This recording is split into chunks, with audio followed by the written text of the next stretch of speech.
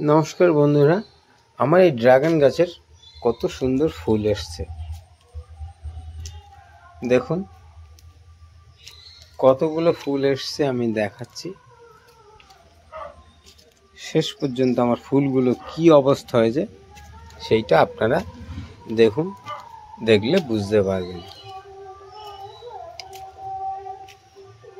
এখানে কটা? তিনটে। আগে দেখালাম একটা, চারটে ফুল ফুটে গেছে। কত সুন্দর চকচকে ফুল, প্রাণোজ্জ্বল, ঝিলঝিল ঝিলঝিল করছে। দেখতে থাকুন। তারপরে দেখুন, পাঁচটা দেখেছিলাম, তার মধ্যে দুটো ফুলের কালার এইরকম হয়েছে। কেন হয়েছে আমি জানি না, যদি কারো জানা থাকে প্লিজ একটু জানাবেন। তবে লাস্ট ফুলের কালার এই অবস্থা হয়েছে।